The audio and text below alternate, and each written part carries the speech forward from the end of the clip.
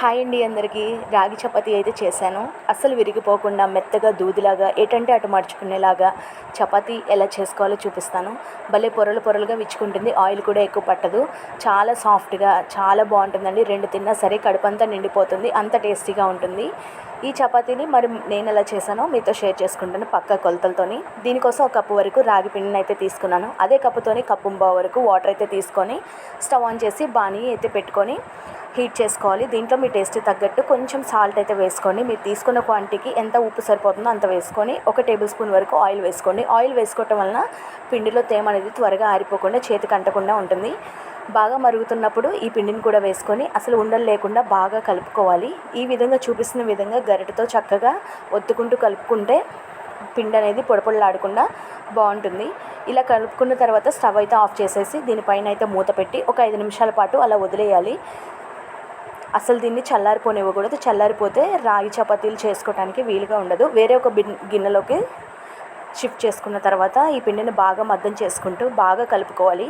చేతికి అంటుకోకుండా ఉండేంత వరకు కలుపుకున్న తర్వాత దీంట్లో మీకు కావాల్సినంత వరకు ఒక ముద్దనైతే తీసుకొని మళ్ళీ మూత అయితే పెట్టేసుకోండి. పొడిపిండి అద్దుకుంటూ చపాతీలాగా చక్కగా రోల్ చేసుకోండి. మరీ చపాతీలాగా పలచగా చేసుకోకుండా అలా అని గట్టిగా కాకుండా మరీ గట్టిగా ఒత్తుకుంటే విరిగిపోతూ ఉంటుంది.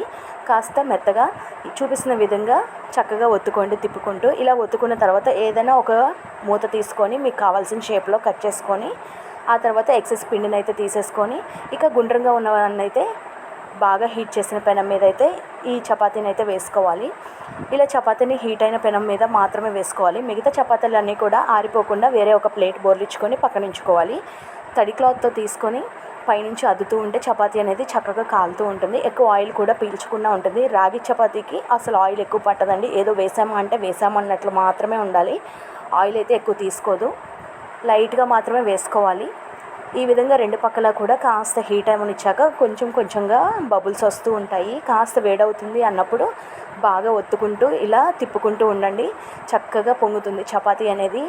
చూస్తున్నారు కదా ఎట్లా పొంగుతుందో. చపాతీ అనేది మనం కలిపే వాటర్లోనే ఉంటుందండి. మనం కలిపేటప్పుడు చక్కగా ఎంత మద్దం చేస్తే చపాతీ అనేది అంత పొంగుతుంది. లైట్గా ఆయిల్ వేసి బాగా కలుపుకున్న తర్వాత మరి ఇంకో పక్క కూడా తిప్పుకొని ఇంకొంచెం ఆయిల్ వేసి ఇంకంతేనండి. చపాతీలన్నీ కూడా ఈ విధంగా తీసుకొని టిష్యూ పేపర్ మీద వేసుకుంటే తడి అనేది రాకుండా చపాతీ మెత్తపడకుండా చక్కగా వేడిగా చాలా టేస్టీగా ఉంటుంది. ఇంకా దీన్ని వేడి చపాతీలని సర్వ్ చేసుకుంటే పిల్లల నుంచి పెద్దవాళ్ళ వరకు ఇష్టంగా తింటారు.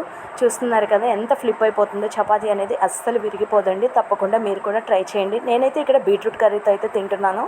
మీరైతే టమాటో పచ్చిమిర్చి చట్నీ కానీ పల్లి చట్నీ కానీ తింటే చాలా బాగుంటుంది. సరే కానీ సబ్స్క్రైబ్. బాయ్.